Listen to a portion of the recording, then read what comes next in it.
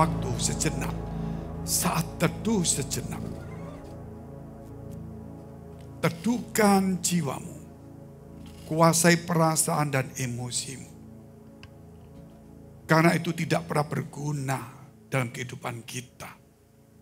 Ketika guncangan terjadi, ketika mulai kepanikan, kemarahan, kekhawatiran, ketakutan, keraguan-raguan, maka keputusan yang kita ambil itu keputusan daging. Sebab itu teduhkan sejenak. Isilah dengan firman Allah supaya iman itu timbul. Maka apa yang kita putuskan itu datang dari kekuatan Tuhan. Kita sudah setiap tahun, setiap bulan, setiap hari, selalu keputusan yang kita ambil adalah keputusan daging. Kecewa, emosi, tersinggung, salah paham, ketakutan, kekhawatiran. Bukan karena kekuatan roh Allah. Bukan hanya jemaat, juga banyak pelayan Tuhan. Hal yang sama. Pada roh Allah diberikan kepada kita. Firman itu menimbulkan iman kekuatan Allah. Tapi tetap aja kita masih diseret kepada daging. Teduhkan jiwa, perasaan emosi kita. Bukalah hatimu untuk firman Allah. Karena itu tempatnya Tuhan. Bukan dendam, bukan sakit hati. Bukan kepahitan, bukan kekecewaan. Bukan ketakutan. Bapa kami dalam surga, Bapa yang baik yang kami kenal di dalam nama Tuhan Yesus. Firman-Mu pelita menuntun hidup kami. Membuka lembaran firman sesuai rencana Tuhan. Lembaran hidup kami, pasal demi pasal, hari demi hari. Semua dalam rencana Tuhan. Tapi kerap kali kamu menyimpangnya Tuhan. Kami mengambil keputusan karena bukan kekuatan Tuhan. Tapi karena dunia, emosi, perasaan, jiwa yang terguncang. Bukan iman yang teguh. Ampunilah kami. Sehingga hari ini kami mau belajar. Supaya kami memulainya. Melatih diri kami. Supaya kami tidak membuang semua rencana hikmat, kekuatan firman, dan tuntunan roh dalam hidup kami. Kami berdoa Tuhan untuk mereka yang dalam pergumulan, yang masalah, persoalan, tantangan. Baik dalam pekerjaan, rumah tangga, kesehatan mereka, iman rohani mereka, karir studi mereka. Bahkan juga kesehatan apapun yang dialami, mau besar atau kecil. Tuhan, berilah kemurahan-Mu, kasih sayang-Mu. Tunjukkan jalan dan berikan kepada kami kekuatan, penghiburan, dan pulihkan dan segarkan, sembuhkan tubuh kami semuanya. Di dalam nama Tuhan Yesus kami siap untuk mendengarkan firman-Mu. Firman-Mu membuat kami menjadi teduh dan dekat dengan Tuhan. Damai sehingga kami boleh melihat rencana Allah yang indah. Di dalam nama Tuhan Yesus kami sudah mengucap syukur dan berdoa. Haleluya. Amin. Tetap berdiri. Kita akan baca. Yaitu tentang karakter Kristus. Kita bicara hari ini hari Jumat. Yaitu hafalan hari Jumat karakter Kristus. Setiap hari kita ada 4 ajaran yang harus dihafal. Ini kita hari ini bicara tentang hari yang Jumat. Minggu depan kita akan bicara Sabtu. Minggu depan lagi kita akan bicara yang hari Minggu. Ikutin kata-kata saya. Mega Project Karakter Kristus hari Jumat. Mega Project Karakter Kristus hari Jumat. Setia. Setia. Bersyukur. Bersyukur. Penundukan diri. Penundukan diri. Ketulusan. Ketulusan. Setia. Setia. Bersyukur. Bersyukur. Penundukan diri. Penundukan diri. Ketulusan. Ketulusan. Saudara dikasihi Tuhan, tidak henti-hentinya saya mendapatkan Suatu kepercayaan yang sangat besar sekali dari Tuhan. Selama 20 tahun lebih saya simpan. Saya mencoba mendengar kiri kanan, buku-buku maupun dari pendeta. Ternyata tidak ada satupun yang akan saya sampaikan ini. Dan hari ini saya sampaikan bahwa kita semua di gereja ini mendapat kepercayaan Tuhan besar. Kekayaan gereja-gereja telah dipercayakan kepada saya dan gereja ini. Bukan untuk gereja ini, bukan untuk kita saja. Tapi kekayaan yang Tuhan berikan rohani ini adalah untuk semua gereja-gereja yang ada di seluruh dunia. Yaitu tentang kitab kehidupan. Semua orang tahu kitab kehidupan. Semua orang tahu kalau namanya yang percaya Yesus terdaftar dalam kitab kehidupan. Namun kita tidak pernah tahu apa selain nama itu yang dalam kitab kehidupan. Karena itu tersembunyi berabad-abad. Dan kemudian Tuhan singkapkan di akhir zaman melalui gereja ini. Ini bukan untuk kita bangga, tapi kita perlu punya tanggung jawab. Bahwa kita harus menjadi contoh, teladan, komitmen, konsisten yang baik. Kenapa Tuhan percayakan kita? Bukan berarti kita ikut-ikutan dunia dengan gaya dunia, tapi kita akan tunjukkan gitu. Apa dan sebenarnya bagaimana mengikut Tuhan itu. Dan apa yang harus kita lakukan dan sebagainya. Ternyata kalau kita melihat, kita langsung ngajak melihat isi dari kitab kehidupan itu. Percaya atau tidak, saya berkewajiban untuk bersaksi dengan benar. Bapak Ibu mau percaya mau ragu-ragu itu urusan masing-masing. Ya. Kalau saudara mempercaya dari Tuhan, percayalah. Ini menuntun hidup kita di jalan yang benar. Bukan berarti kita cuma percaya Tuhan di jalan Tuhan. Akulah jalan. Tapi kita tidak pernah hidup dalam kebenaran. Kita sudah jalan. Nama kita sudah tercatat dalam kitab kehidupan. Tapi itu jalan juga kebenaran dan hidup. Sehingga ada namanya kitab kehidupan. Berarti kita harus sampai ujungnya. Bukan cuma percaya, kita harus hidup dalam kebenaran. Dan sampai juga kepada kehidupan kekal, yaitu kitab kehidupan. Kita langsung lihat aja kitab yang terbuka. Nah, kurang lebih seperti ini. Kitab itu terbuka. Saya sudah ceritakan ulang-ulang bagaimana kisahnya. Tetapi waktu dibuka itu ada 10 kalimat. 10 kalimat.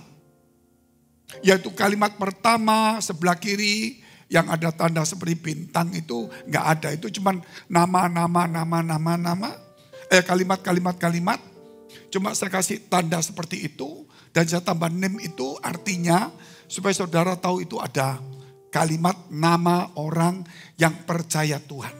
Sekali lagi kata name atau bintang titik-titik itu tidak ada. Yang ada itu kalimat. Dan kalimat yang di bawah itu yang pertama kiri yang ada tulisannya name itu nama kita. Nama orang yang percaya Tuhan. Tapi kata name itu tidak ada. Cuma nama saudara Mama Aminah apa gitu. Supaya saya kasih nama name itu supaya kita tahu, ingat. Bahwa nama orang percaya itu tercatat dalam kitab kehidupan. Tetapi kemudian yang kita lihat ada 7 kalimat lagi sebelah kanan. 1 kalimat kanan di bawah. Saya akan bicara kalimat sebelah kanan itu bicara tentang hikmat. Hikmat. Kenapa kita ini lupa bahwa kita harus mencari hikmat. Ada 2 macam hikmat ini. Hikmat dari dunia atau hikmat dari atas. Kerap kali kita memakai hikmat dunia dan gereja dan kita semua dalam dagang, usaha, semua memakai hikmat dunia. Yaitu pakai cara dunia, marketing dunia, gaya dunia. Ini yang sudah terjadi baik dalam pekerjaan orang percaya, baik di dalam pelayanan orang pendeta sekalipun, baik di gereja, banyak pakai hikmat dunia. Tapi kita harus kembali kepada hikmat yang di atas. Supaya gereja itu damai, sejahtera. Hikmat dari dunia itu membuat kita iri, perkelahian, penuh dengan perselisihan. Karena itu pakai cara-cara dunia. Itu yang terjadi sekarang. Kita lihat beberapa ayat dulu tentang hikmat.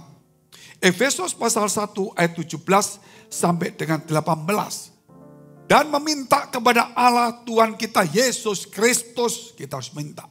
Yaitu Bapa yang mulia itu. Supaya ia memberikan kepadamu roh hikmat.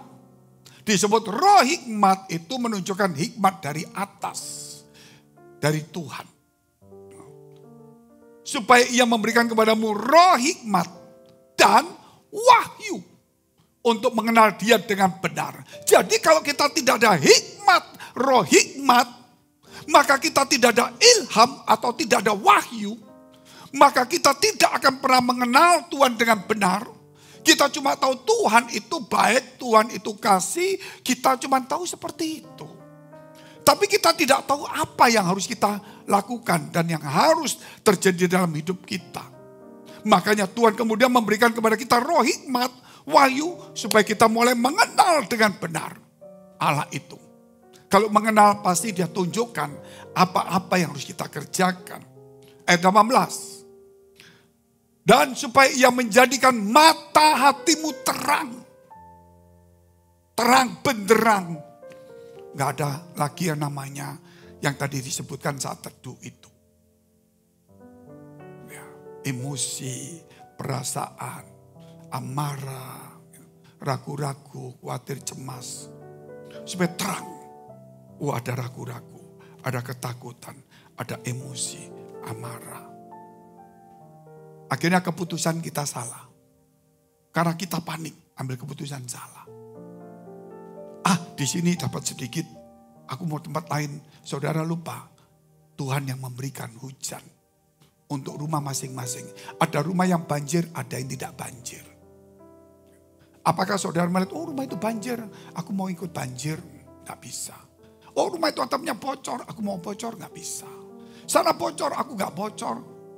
Saudara, jangan lihat kiri kanan. Setialah seperti karakter Kristus, setia, taat dan sebagainya.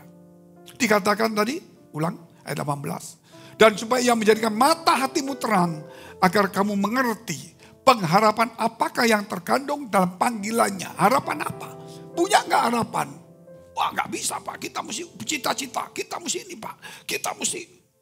Sudah, orang kalau punya harapan tuh orang yang tenang. Dia tidak gampang putus asa. Orang yang tidak punya pengharapan, itu putus asa, panik. Kerja sana sini, sikat sana sikat sini, bingung semuanya. Kalau punya pengharapan dalam kesulitan pun tenang. Sabarlah dalam pengharapanmu. Agar kamu mengerti pengharapan apakah yang terkandung dalam panggilannya. Betapa kayanya kemuliaan bagian yang ditentukannya bagi orang-orang kudus. Jadi dari sini kita mengerti. Hikmat, oh wahyu, oh mengenal benar, oh hikmat, oh ada pengharapan, oh ngerti saya. Kalau gitu saya mau belajar PA, sudah cukup Pak, saya ibadah. Orang-orang kudus. Satu paket itu. Jadi kita bukan hanya belajar. Gitu. Bukan mata hati kita terang. Bukan kita mengikuti ibadah ritual gereja. Apakah kita sudah menjadi dan menjadi bagian dari orang-orang kudus. Nah hikmat itu muncul karena takut akan Tuhan. Takut akan Tuhan itu muncul ketika mereka hidup dalam kebenaran.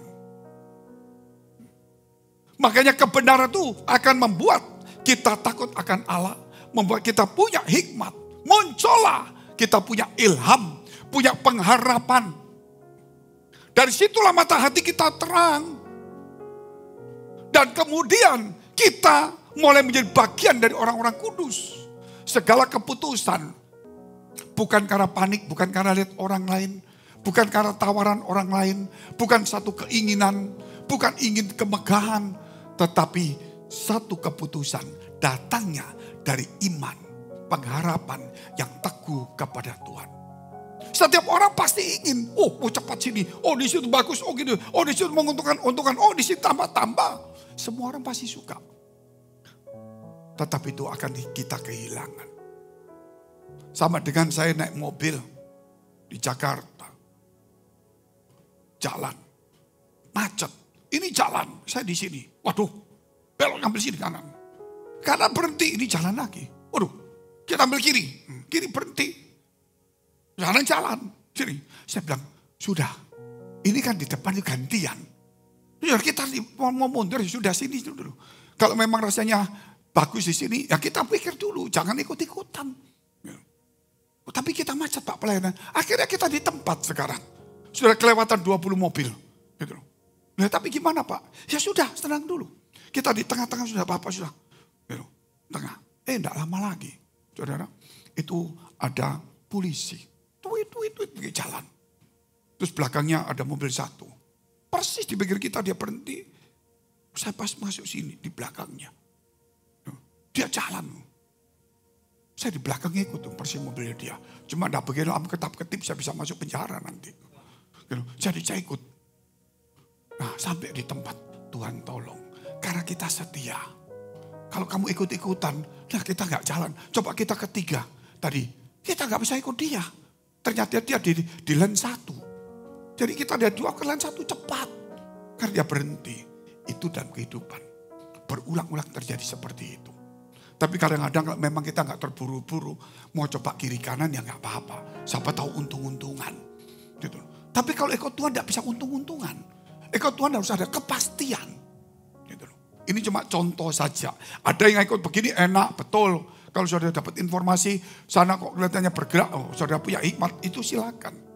Tapi ini salah satu contoh yang jelas. Makanya kita lihat dulu, yaitu Mazmur 69 ayat 28 atau ayat yang ke-29. Biarlah mereka dihapuskan dari kitab kehidupan. Ternyata nama dari kitab kehidupan itu bisa dihapus. Itu kata Mazmur. Janganlah mereka tercatat bersama-sama dengan orang-orang yang benar. Karena itu jalan kita sudah percaya Tuhan. Tapi kebenaran ini dan kehidupan, kitab kehidupan. Sehingga ini jalan kita percaya dibenarkan. Tapi belum dikira pada orang benar atau orang kudus. Sehingga dikatakan tadi hikmat itu bisa membuat kita berjalan dengan orang-orang kudus. Sekarang hati kita terang. Ini juga dikatakan. Kalau kita orang-orang benar pasti nama kita tidak dihapuskan. Tapi kalau kita hanya percaya itu untung-untungan. Loh kok untung-untungan? Tuhan sudah memberikan percaya. Betul. Ketika engkau percaya itu jaminan Tuhan. Tapi di tengah hidupmu ini loh. Siapa yang menentukan? Kerap kali kita yang menentukan sendiri. Kayak Yudas Iskariot menentukan sendiri. Padahal Tuhan sudah memilih dia. Gak salah Tuhan pilih dia. Tapi dia yang salah jalan. Dan dia tidak mau masuk di dalam orang-orang benar. Dia mau mencoba lobah dengan persembahan. Gitu. Dia mulai mengambil persembahan. Atau bicara tentang persembahan lah. Mulai hitung-hitungan dan sebagainya. Disitulah kemudian dia ngambil keputusan salah. Mungkin soal berkata, Pak kan kuasa Tuhan. Betul kuasa Tuhan. Penjahat di samping Yesus itu. Dia sudah jahat. Belum sempat ke gereja. Tapi minta ampun sama Tuhan. Langsung hari itu ke Firdaus. Oh berarti Tuhan mampu. Hebat dong. Berdosa total. Dan hanya cuma minta ampun langsung masuk surga. Iya itu kekuatan Tuhan. Kalau gitu saya mau seperti dia. Karena dia tidak punya kesempatan hidup. Dia cuma percaya. Tidak punya kesempatan hidup. Kalau dia punya kesempatan hidup. Dia akan menimbun. Menimbun apa? Hikmat. Menimbun kebenaran. Menceritakan Injil. Gitu. Ketika dia dikasih kesempatan hidup. Tak khawatir penjahat ini. Begitu oke. Kamu kok ampuni. Ternyata dia juga diampuni. Besok dia mencuri lagi. Dia bunuh orang lagi. Enggak, walaupun sudah dikatakan Tuhan kamu masuk surga. Tapi ternyata dia punya waktu 2 hari. 2 hari kemudian dia nikam lagi. Penjaganya mati. Apa masuk surga? Jadi saya tidak meremehkan kuasa Tuhan. Tapi yang kita ini kerap meremehkan, kasih Tuhan itu yang kita remehkan. Kasih Tuhan kita, gampang. Dia sudah mengampuni saya, nanti ngampuni lagi. Itu meremehkan. Makanya hikmat itu memberikan wahyu, mata hatimu terang menjadi orang kudus. Orang yang hidup sebagai orang-orang benar. Benar berarti mengikuti ajaran Tuhan. Ini kalau kita mempelajari ini, baru kita sadar. Oh, Kristen itu memang diampuni. Wah, enak sekali. Tetapi ada harga yang harus dibayar. Yaitu aku mau menjadi terang. Aku ini hidup menjadi orang benar. Kenapa Tuhan pilih saya? Kenapa Tuhan ampuni saya? Ternyata Tuhan pilih saya tidak salah. Karena saya menunjukkan kesetiaan terhadap firman Allah. Saya datang ke kuburan mama saya. Saya tidak doakan karena sudah meninggal. Cuma saya ngomong, walaupun dia tidak dengar. Ma, kamu tidak pernah salah melahirkan aku. Waktu melahirkan saya, mama saya itu sakit tak karuan. Sudah tidak kuat mestinya. Saya bilang, Ma, engkau tidak salah melahirkan aku. Aku ingin menjadi sesuatu yang membanggakan kamu. Gitu. Itu saya. Jadi jangan sampai saudara dilahirkan oleh Yesus. Gitu. Kita meremehkan hidupnya. Kita harus, Tuhan kau tidak salah memilih aku. Katakan amin dulu. Itu yang harus kita kerjakan. Jangan niru, oh itu kata pendeta sana, pendeta sini, pendeta situ. Pendeta tidak menjamin kita masuk surga. Itu urusan masing-masing. Suami istri kumpul aja, kumpul. Ke gereja sama-sama. Satu diangkat, satu tidak diangkat. Karena bukan sama-samanya. Berapa besar rohaninya dia, imannya itu. Dengar sama tapi hasil bisa berbeda. Makanya saya selalu ngomong sama istri anak saya. Kalau bisa, kamu rangkap aja di dalam diri saya semuanya. Tetapi masing-masing gak bisa. Kalau papa kerja begini, aku begini. Kamu terserah mam. Tapi saya satu, takut Tuhan. Dan hidupmu harus berjasa. Baik. Gitu loh. Supaya kamu tidak rugi. Dilahirkan di dunia ini. Dan menjadi orang pilihan Tuhan. Amin. Kerjakan sebaik mungkin apa yang dipercayakan Tuhan kepadamu. Saya itu takut saudara. Karena banyak anak pendeta tidak karuan. Istri pendeta juga, suami pendeta tidak karuan. Banyak sekali. Jadi saya tidak mau. Saya ingin supaya saya lebih banyak pelayanan. Oke. Karena mungkin saya kuat punya kesempatan. Tapi kamu melayani yang terarah. Gitu. Apa yang bisa kamu melayani yang baik. Saudara gak usah jadi pendeta seperti saya. Jadi suami, jadi istri, jadi pelayan pekerja Tuhan. Kerjalah yang baik. Amin. Kalau engkau pengusaha yang baik. Cinta Tuhan. Itu penting. Jangan nanti sambil dagangan. Mau beli ini. Iya, murah Ci. Murah apa kok mahal? Ci, percaya Tuhan Yesus enggak? Ini nawar-nawaran kau kasih harga mahal. Percaya Yesus enggak? Percaya Yesus tapi aku enggak percaya kamu. Betul juga harga cacinya.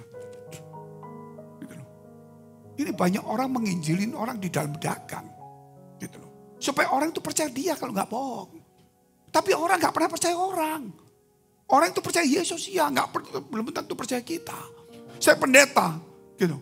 Saudara percaya Tuhan pasti, sama saya belum tentu saudara percaya. Dan saya enggak perlu diberi seperti itu. Tapi banyak orang percaya pendeta, enggak percaya Tuhan. Ini lebih aneh lagi, gitu. Jadi hidup itu jangan spekulasi. Kenapa saya dapat seperti ini? Kitab ini, itu berkisah 30 tahun yang lampau. Waktu saya sebagai pengusaha. Saya dapat kitab ini mana pergumulan banyak saudara.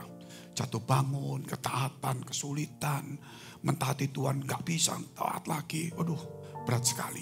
Sejak saya menikah tahun 85. Saya terus berjuang terus. Sebelum menikah Tuhan kasih tahu saya. Itu pertama saya dengar suara Tuhan. Waktu saya pengusaha, saya duduk diam. Suara itu berkata, Fengki, Kalau jadi orang jangan jahat seperti Yoram. Saya itu tidak ngerti Yoram. Saya cuma tahu tuh Tuhan Yesus, Anggur, Petrus, Stefanus saja nggak tahu saudara. Karena cuma ibadah cuma hai aja. Mujizat badai tahu gitu. Yang lain nggak tahu. Apa Yoram ini? Saya baca, saya tanya pendeta. Dari situ, jahat juga Yoram ya. Saya nggak lakukan apa-apa kok jahat ya. Saya mulai baca firman Allah. Ternyata kalau orang tidak bisa jadi benar. Kalau tidak berbuat baik itu sudah jahat. Oh Pak, saya sekarang dulu penjahat bunuh 10 orang Pak. Sekarang baru 1, ya tetap jahat bos.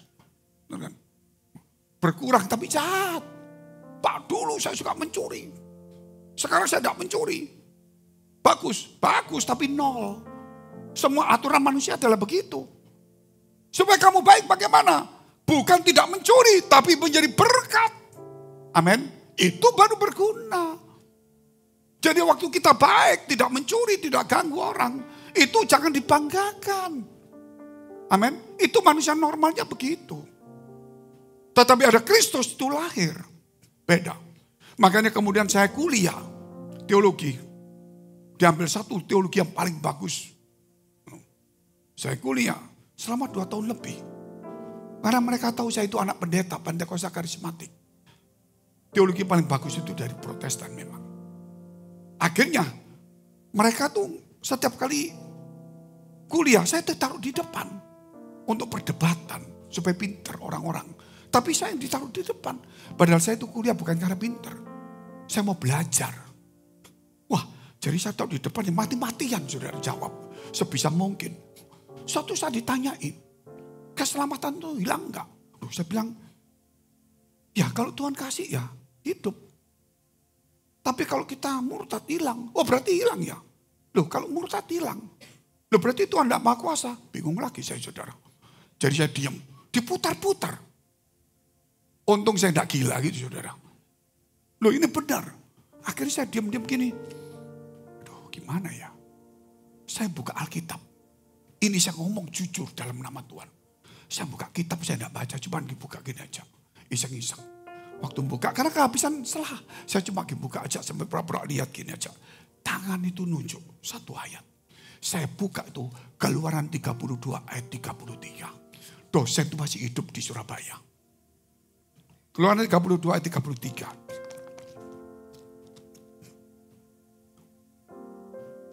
Tetapi Tuhan berfirman kepada Musa, siapa yang berdosa kepadaku, nama orang itulah yang akan kuhapuskan dari dalam kitabku.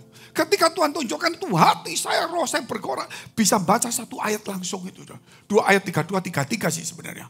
Begitu saya baca sebentar, langsung saya bilang, saya mau bacakan satu ayat. Kaget semua. Dosennya. Begitu saya bacakan, dosen langsung ngomong, iya kamu sudah persiapan di rumah. Ternyata kita tidak pernah baca ayat ini. Sudah dibaca tapi terlewatkan. Ini seumur hidup yang saya terima dari Tuhan. Makanya tidak tahu bagaimana kemudian pelayanan saya ke desa. Kemana-mana saya belajar untuk jadi berkat taat dalam berkorban dalam kesulitan hidup saya. Tapi akhirnya Tuhan tunjukkan beri kepada saya kitab kehidupan. Karena soal nama itu terdaftar. Dan memang sebelumnya Tuhan kasih tahu Yoram. Kedua dikasih tahu tentang nama bisa dihapus. Dan sampai hari ini saya tidak akan pernah mundur.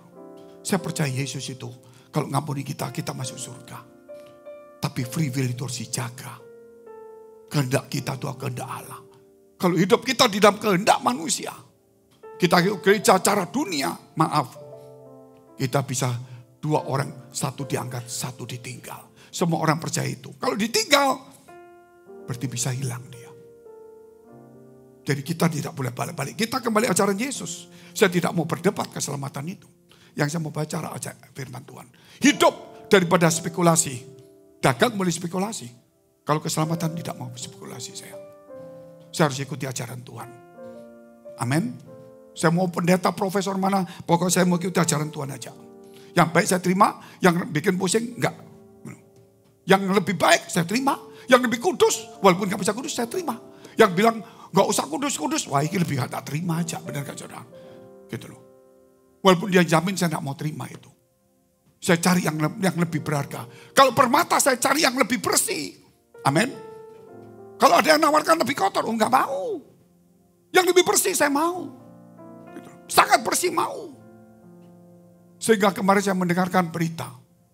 Di satu kota di negeri Tiongkok. Ada satu berlian. Memang bukan dari batu yang sesungguhnya. Tapi harganya 1/10 dari berlian. Tapi lebih persen, lebih cerah, lebih bening.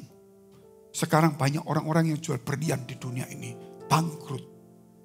Kenapa ini cucu baca nanti beritanya itu. Karena semua orang berbondong-bondong beli itu. Kenapa? Lebih bersih, lebih jernih, lebih cemerlang. Jadi orang mencari sesuatu yang lebih bersih. Hidup lebih murni. Amin.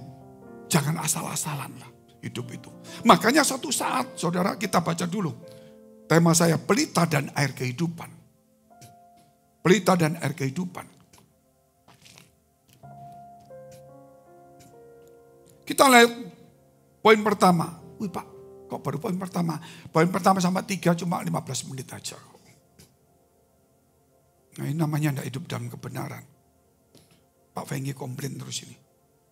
Satu, mengisi supaya penuh. Isilah supaya penuh.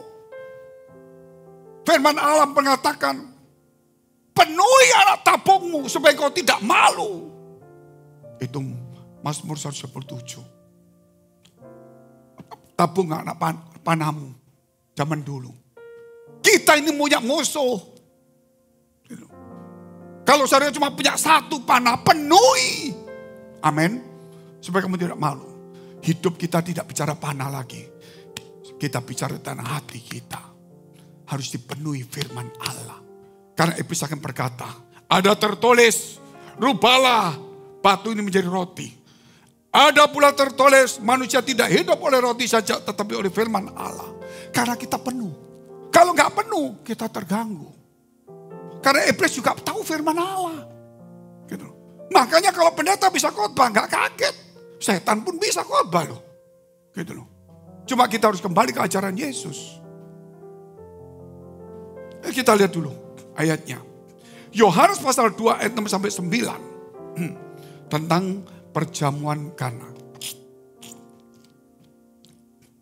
Di situ ada 6 tempayan yang disediakan untuk pembasuhan menurut adat orang Yahudi. Masing-masing isinya 2-3 puyung. Itu saudara mau tafsirkan, manusia terserahlah. Yesus berkata kepada pelayan-pelayan itu, isilah tempayan-tempayan itu penuh dengan air. Dan mereka pun mengisinya sampai penuh. 8. Lalu kata Yesus kepada mereka, sekarang cedoklah dan bawalah kepada pemimpin pesta. Lalu mereka pun membawanya. Setelah pemimpin pesta itu mengecap air yang telah menjadi anggur itu, ia tidak tahu dari mana datangnya. Tetapi pelayan-pelayan yang mencedok air itu mengetahuinya. Ia memanggil mempelai laki-laki. Tuhan tidak akan bisa, tidak akan mau mengubah air menjadi anggur walaupun dia mampu. Tapi Tuhan ingin supaya tempayan itu diisi penuh air. Baru anggur itu akan dijadikannya. Tuhan akan bisa mengubah kita. Bukan karena dia tidak mampu. Dia akan mengubah kita. Ketika kita mengisi hati kita dengan firman Allah. Supaya hati kita penuh dengan iman. Sehingga hidup kita mengikuti jalan kebenaran. Disitulah anggur baru muncul. Kalau kita tidak mengikuti firman. Hanya cuma datang di gereja mengejar berkat. Sama dengan ya pokok tempayan saya di sini air sedikit gak apa-apa Tuhan. Ya tempat saya di sini air sedikit. Tuhan kata isi penuh. Tuhan kan mampu toh. Mampu. Tapi Tuhan ingin supaya hidup kita itu penuh dengan kebenaran firman Allah. Amin. Kalau sedikit saudara akan butuh lagi. Seperti minyak. 5 gadis bodoh, 5 gadis bijaksana. Dua-dua dengar firman Allah bawa pelitanya. Dua-dua tertidur, ada suara berkata, mempelai datang, dua-dua bangun. Ini dua-dua anggap aja di gereja. 2 kelompok ini. Ketika bangun, yang satu minyaknya penuh, pelitanya nyala. Yang 5 gadis bodoh berkata, loh pelitaku mau padam, berarti pelitanya nyala enggak? Nyala. Pelayanannya ada, ibadahnya ada, semua ada. Minyaknya sedikit. Karena gak penuh. Makanya Tuhan, dia berkata, oh jangan, aku minyak gak bisa. Kita gak tahu 1-2 jam lagi Tuhan datang gimana ini. Aku kasih kamu nanti sama-sama habis repot. Kamu cepat aja lari cari minyak. Dia cari minyak. Waktu dia kembali, pintu sudah ditutup. 5 gadis bijaksana sudah masuk, pintu dikunci. Dia gedor-gedor. Tuhan, Tuhan buka pintu. Siapa kamu? Aku tidak kenal kamu. Loh, ini pelayanan. Namanya tercatat dalam kitab kehidupan. Kok Tuhan tidak kenal? Tuhan Maha tahu, dia tahu. Tapi yang Tuhan katakan, yang dikenal adalah nama yang tertulis dalam kitab kehidupan. Walaupun dia tahu nenek moyang kita. Tapi yang dia kenal adalah nama kitab kehidupan. Yang sudah dihapus dia tahu tapi dia tidak mau mengenalnya lagi. Amin. Hari ini Tuhan katakan kepada saya, Mei Juni setelah saya pelayanan dengan orang Korea di mana-mana. Fengki, bukan hanya api yang kamu kobarkan. Sekarang waktunya akhir zaman. Minyak di dalam pelita itu sisi. Bukan minyak urapan. Hati ini puli-puli. Harus diisi firman Allah. Saya mendengar di mana-mana. Saya membaca ratusan kali ayat ini. Tentang 5 gadis bodoh, 5 gadis bijaksana. Tidak pernah nyantol dalam pikiran saya. Tentang minyak harus penuh. Yang pikiran saya pelita terus. Tapi ketika Tuhan ngomong, kenapa baru sekarang tahu? Disinilah hari ini. Saya ingin supaya minggu-minggu, bulan-bulan, tahun-tahun ini. Di gereja ini. Kita bukan bicara mujizat, tapi kita bicara lebih dari mujizat, sumber mujizat. Yaitu isilah hatimu dengan kebenaran firman Allah. Kita lihat hal yang kedua, ketaatan. Roma 15 ayat 18. Ketaatan. Kalau ada firman Allah di sini kuat, kita akan menjadi taat. Kalau firman Allah sedikit, kita ragu-ragu. Betul kata orang. Aku kalau nggak nipu nggak kaya. Betul kata orang. Ya benar juga omongan ini. Akhirnya kita ragu-ragu. Dari situlah kita perlu taat. Abraham taat mempersembahkan Ishak. Mati gimana? Taat. Saudara. Tetapi ternyata Tuhan tidak pernah merugikan kita. Selalu memberi kelebihan kepada kita. Kepada orang yang taat. Tapi untuk mentaati itu kita mengatakan daging kita. Membuat kita mesti berkorban. Ngelawan daging kita. Sepertinya kita harus rugi. Roma 15 ayat 18. Sebab aku tidak akan berani berkata-kata tentang sesuatu yang lain. Kecuali tentang apa yang telah dikerjakan Kristus olehku. Yaitu untuk memimpin bangsa-bangsa. Bukan cuma gereja. Lain kepada ketaatan oleh perkataan dan perbuatan. Memimpin bangsa-bangsa. Kenal Tuhan, tidak kenal Tuhan. Melalui teladan kita. Bayangkan orang jualan. Saudara, ngomong Tuhan Yesus terus. Setelah orang-orang, oh ya ini pelayan Tuhan. Oh ya beli semua. Masuk pulang. Gendeng, ini bahasa Jawanya. Saudara. Barangnya palsu. Kurang ajar engkau itu. Ya apa saudara? Kalau sudah dagang ya ngomong Tuhan Yesus lah. Banyak palsunya kita ini. Sudah ngomong yang belajar yang baik saja. Suka menyangkut-nyangkutkan nama Tuhan tapi hidupnya tidak benar itu bahaya. Itu sudah terjadi banyak lah. 99,9% termasuk mungkin saya juga. 1 Petrus pasal 1 ayat 22 kita lihat tentang ketaatan dulu. Karena kamu telah menyucikan dirimu oleh ketaatan. Jadi taat itu menyucikan. Kepada kebenaran. Jadi taat kepada kebenaran. Sehingga kamu dapat mengamalkan kasih persaudaraan. Yang tulus ikhlas. Hendaklah kamu sungguh-sungguh saling mengasihi dengan segenap hatimu. Engkau telah menyucikan dirimu. Kapan kita bisa suci? Oleh ketaatan. Saya taat Pak di gereja Pak. Taat waktu doa. Taat itu waktu di gereja. Taat itu melakukan firman juga di luar gereja. Melakukan tugas di gereja, taat. Tapi dinasihati, lain kali jangan begini-gini. Saya sudah datang pagi, saya sudah lakukan. Masih dimarahi, berarti kamu gak taat lagi. Taat itu karakter. Bukan satu perbuatan, satu bagian. Karakter. Kalau taat itu hanya cuma perbuatan perbagian, bukan karakter. Orang kerja di bank-bank itu taat. Harus SOP. Dipulang, nggak ada SOP-nya. Gitu. Mobil ditabrak, nggak bayar pun dia nggak pusing. Jadi ini beda. Harus jadi karakter. Kita lihat dulu Markus pasal 2 ayat 22. Bertahanlah, tinggal 7 menit. Supaya saudara jangan berdoa supaya cepat selesai. Akan selesai juga. Sebelum kamu berdoa, Tuhan sudah tahu kebutuhanmu. Demikian juga tidak ada seorang pun mengisikan anggur yang baru ke dalam kantong kulit yang tua. Karena jika demikian anggur itu akan mengoyakkan kantong itu. Sehingga anggur itu dan kantongnya dua-duanya terbuang. Tetapi anggur yang baru hendaknya disimpan dalam kantong yang baru pula. Sorry, coba pelajari ayat ini apa. Bingung. Saya mau kasih tahu. Kalau kerbat lama gitu, diisi anggur baru pasti pecah. Harus kantong baru dikasih anggur baru. Artinya apa? Kalau kita mau percaya Yesus, maka kebenaran akan diberikan kepada kita. Tapi kalau kita pakai hukum Taurat, terus mau menerima kasih Tuhan, gak bisa. Ternyata sekarang banyak orang Kristen, setelah dia dapat kantong baru, hidup baru dalam Kristus, dia melakukan Taurat yang mematikan. Memang ada Taurat yang belum digenapi kita lakukan. Yang sudah digenapi gak perlu. Tapi saudara lihat sekarang di gereja. Kehidupan baru bersama Roh.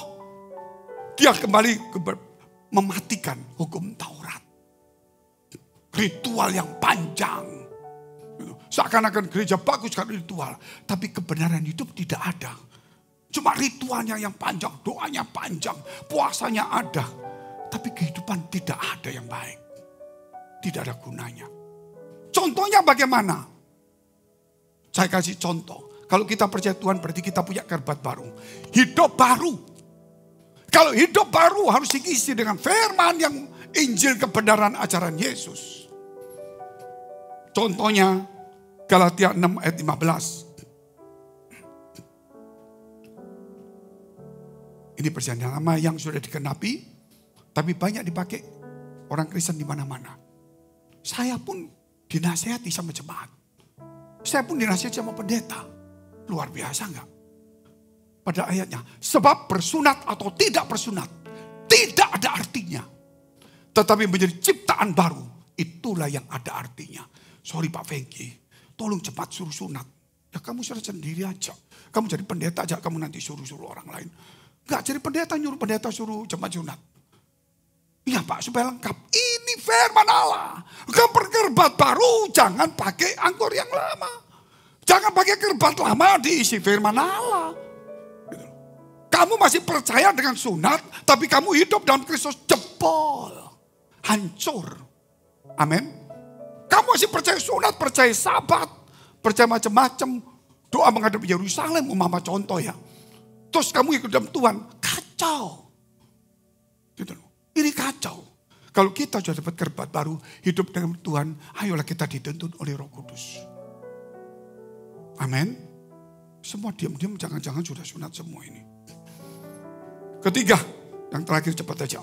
Kemenangan dan menjadi berkat. Mazmur 21 ayat 5 dan 6. Saya masih banyak mendengar pendeta top-top. Ayo sunat aja.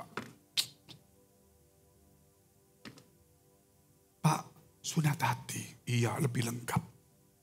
Sudah baca firman Pak? Iya. Bagaimana Pak? Hatimu baru, hidup baru.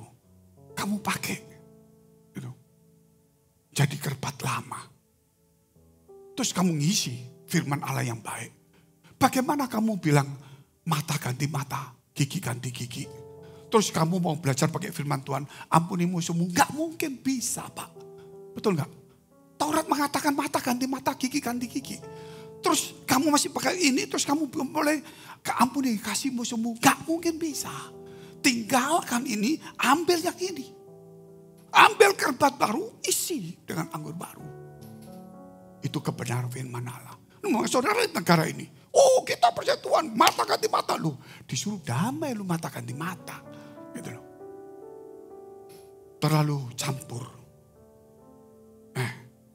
Kita lihat dulu. Mazmur 21 ayat 5 dan 6. Besar kemuliaannya karena kemenangan yang daripadamu.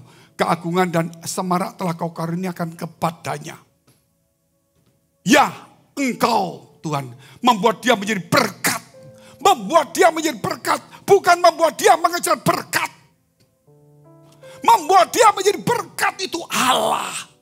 Dunia membuat orang menjadi mengejar berkat. Contohnya iblis berkata, sembahlah aku maka ku berikan semuanya.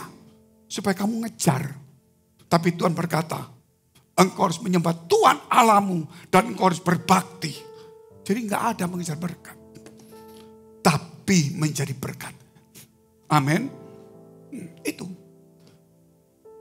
1 Petrus pasal 3 ayat 8 sampai 12 saya bagi 2 ayat ini.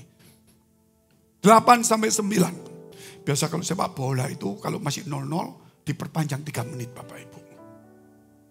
Ini masih 0-0 ini. Masih belum ada keputusan. Tinggal 3 menit aja. Nah, saya juga lapar ini. 1 Petrus pasal 3 ayat 8 sampai 9. Yang suka sepak bola pasti memaklumi. Dan akhirnya hendaklah kamu semua seia sekata. Seperasaan mengasihi saudara-saudara. Penyayang dan rendah hati. Ini karakter Kristus. 9. Pelajari ini. Dan janganlah membalas kejahatan dengan kejahatan. Itu perjanjian lama. Atau caci maki dengan caci maki. Itu perjanjian lama. Kantong lama. Tetapi sebaliknya. Pakailah kantong yang baru. Tetapi sebaliknya engkau harus memberkati. Karena untuk itulah kamu dipanggil yaitu untuk memperoleh berkat. Amin. Ketika engkau dicaci maki. Ketika engkau dikutuk. Jangan balas kutuk. Ketika orang mengutuk engkau. Berkati dia. Gile. Benar. Aku ini dikutuk-kutuk. Suruh berkati. Kurang ajar loh. Tidak ada. Dikutuk pun kita suruh berkati. Loh kenapa? Karena dalam dirimu itu menjadi berkat. Katakan amin. Selalu yang keluar itu berkat. Musuh. Engkau harus mengampuni juga. Mengasihi. Dalam dirimu itu harus berkat. Karena Allah telah menjadikan kamu menjadi berkat. Amin. Harus menjadi berkat. Tapi kalau miskin bagaimana Pak? Kalau kaya menjadi berkat. Loh, saudara, orang dicaci maki, orang kaya. Tetap memberkati. Sudah gak apa-apa. Kita berkati dia aja. Sudah selesai doa. Terus orang miskin. Sudah miskin, dikutuk kurang ajar, tambah miskin aku. Gak. Yang miskin juga dikutukin. Terima kasih. Berkati. Jadi kata berkati itu bukan kaya atau miskin. Itu kita harus menjadi berkat. Mau kaya atau miskin. Makanya itu. Supaya kita menerima berkat, jangan mengunci menutup berkat itu. Kamu menutup gimana? Ketika kita mulai mengejar berkat, kamu mengunci sumber itu. Karena engkau mencari sumber lain. Ketika mulai kata-katamu salah, di situ engkau mengunci kehidupanmu. Mati hidup dikuasai lidah. Siapa mengembangkan akan makan buahnya. Ayat terakhir. Ayat 10 sampai 12. Lihat ini yang nutup. Kerap kali yang menutup berkat itu kita sendiri. Karena kita harus jadi berkat. Terus kita mengejar berkat berarti kita ngunci. Kita sumber berkat dalam kita cari sumber berkat. Ngunci. Tuhan ngomong engkau dikasih. Pada waktu tidur Tuhan berberkati. Tapi kita keluar lain lagi. Kacau kita ini. Siapa yang mencintai hidup. Mau melihat hari-hari baik. Ia harus menjaga lidahnya. Terhadap yang jahat. Dan bibirnya terhadap ucapan-ucapan yang menipu. 11. Ia harus menjauhi yang jahat. Dan melakukan yang baik. Ia harus mencari perdamaian. Dan berusaha mendapatkannya. Gak ada perang kirimanan. Kita harus cinta damai. Karena Yesus Raja Damai. 12. Sebab mata Tuhan tertuju kepada orang-orang benar. Hanya orang benar. Orang-orang kudus. Tuhan menjadikan mata hatinya terang. Diberikanlah kepada dia hikmat wahyu. Untuk supaya kudus dalam ketaatannya. Hanya orang-orang benar. Yang namanya tidak dihapus dari kitab kehidupan. Sama. Sebab mata Tuhan tertuju kepada orang-orang benar. Dan telinganya kepada permohonan mereka yang minta tolong. Tetapi wajah Tuhan menentang orang berbuat jahat. hikmat di gereja, tidak ada yang lain. Sudah jangan spekulasi lagi. Hidupmu itu menjadi berkat bagi banyak orang. Tuhanmu ada pada kamu. Tidak mungkin Tuhan ingin berbuat jahat melalui dirimu. Tuhan ingin berbuat baik melalui dirimu kepada banyak orang. Mari kita berdiri, kita mau berdoa. Kau memberkati kami semua di tempat ini. Kau menyucikan kami semua di tempat ini. Engkau memberikan mata hati kami terang. Sehingga kami punya hikmat dan wahyu. Sehingga kami mengenal Engkau dengan benar. Sehingga kami menjadi orang-orang yang kudus. Yang menyucikan hidup kami dengan ketaatan. Sehingga kami bergaul dengan orang-orang yang benar. Yang namanya tidak dihapus dari kitab kehidupan. Karena hikmat yang tersembunyi Engkau utarakan kepada kami ya Allah. Sebab itu kami berdoa, kami ingin mengisi tabung panah kami. Supaya pada hari-hari pertempuran kami tidak malu. Karena dunia ini hari-hari banyak kegelapan. Tapi kami lupa mengisi tabung kami. Kami ingin mengisi air kami penuh. Supaya Engkau mengubahnya menjadi anggur. Kami ingin memberikan hati kami. Untuk Engkau isi firman Allah. Supaya hidup kami keluar. Selalu menjadi berkat bagi banyak orang. Memberi perdamaian kepada banyak orang. Ya Tuhan, tuntunlah kami. Supaya kami sadar. Hidup tidak berspekulasi di dalam kehidupan Tuhan. Hidup itu pasti bersama dengan Tuhan. Kebenaran itu ada satu kepastian. Memberikan pengharapan yang pasti. Keselamatan, kekuatan yang daripada Tuhan. Kau urapi kami semua di tempat ini. Siapapun di tempat ini. Hidup dalam kebenaran. Meninggalkan kejahatan. Supaya kami berkumpul dengan orang-orang yang benar. Yang disebut orang-orang kudus. Karena Engkaulah matamu tertuju kepada kami. Rupalah kami semua di tempat ini. Terima kasih Tuhan. Mari kita berdoa syafaat. Kami berdoa Tuhan untuk semua gereja yang ada di seluruh dunia. Dari hamba Tuhan sampai kepada umat Tuhan.